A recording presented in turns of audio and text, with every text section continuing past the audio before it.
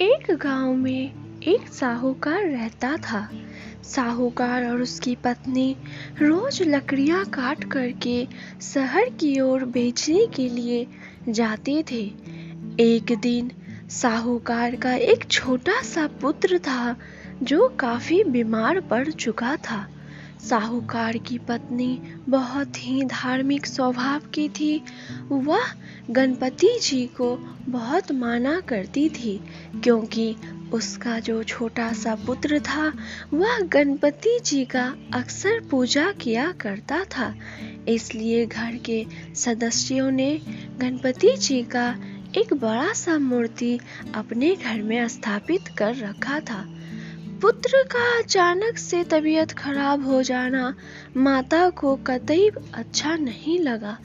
उसने दिन रात गणपति जी के आगे अपना शीश झुकाने लगा और कहा कि हे गणपति भगवान, मेरे पुत्र को क्या हो गया है? आखिर इसका अचानक से तबीयत क्यों खराब हो गया है? गणपति जी तो यह सारी बातें हमेशा देखा करते थे और उसका पुत्र का यह हाल भी वह देख रहे थे। धीरे धीरे समय बीतता गया, लेकिन उसके पुत्र के तबीयत में कोई परिवर्तन नहीं आ रहा था। एक दिन जब सब लोग सो रहे थे, तब गणपति जी साक्षात उसके घर में पधारे और उस नन्हे से बालक के सर पे हाथ डाले और कहे, उठो बालक। तब उसके बाद वह छोटा सा बच्चा उठा और उसने देखा कि मेरे गणपति आए हैं। वह तो बेचारा गणपति जी के साथ खेलने लगा। तब बहुत ही देर रहने के बाद जब गणपति जी समझ गए कि अब सभी के उठने का वक्त हो चुका है, वह वहां से चले गए और वह छोटा सा बच्चा फिर से सो गया। इसी तरह से गणपति जी रोज आया करते थे और उसके सर पे अपना हाथ रखते थे। धीरे धीरे समय बीतता गया। अब उसके बेटा के तबीयत में थोड़ी सुधार होने लगी।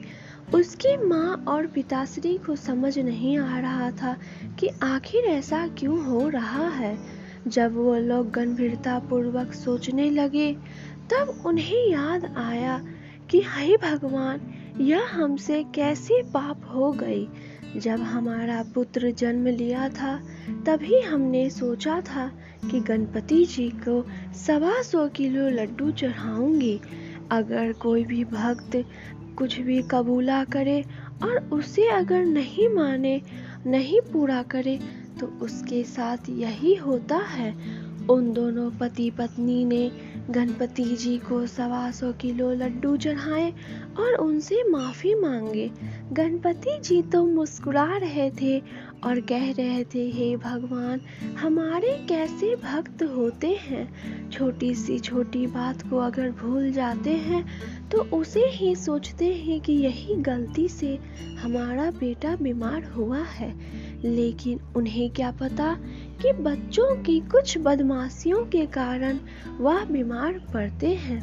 गणपति जी मन ही मन मुस्कुराने लगे और फिर उसके बेटा को आशीर्वाद दिए कि वह जल्द से जल्द ठीक हो जाए। धीरे धीरे उसका बेटा ठीक होने लगा। अब वह एक स्वस्थ रूप का हो गया था। गणपति जी का पूजा पाठ करना तो उन्हें बहुत पसंद ही था। अब वह गणपति जी का पूजा आते ही धूमधाम से अपने घर में गणपति जी का पूजा करवाएं। इस तरह से उसका बेटा हमेशा स्वस्थ रहता था और उसके घर परिवार में कभी भी किसी चीज की कमी नहीं होती थी। जो भी बुधवार को गणपति जी को पूजा करता है और उन्हें दुब्बे चढ़ाता है, उनका हमेशा कल्याण होता है। गणपति जी सदा सबके सर पर अपना हाथ बनाए रखते हैं और सबको आशीर्वाद देते हैं। जैसे साहूकार और उसकी पत्नी के बच्चे को गणपति जी ने ठीक किया, वैसे ही दुनिया के सारे बच्चों पर गणपति जी का आशीर्वाद रहता है।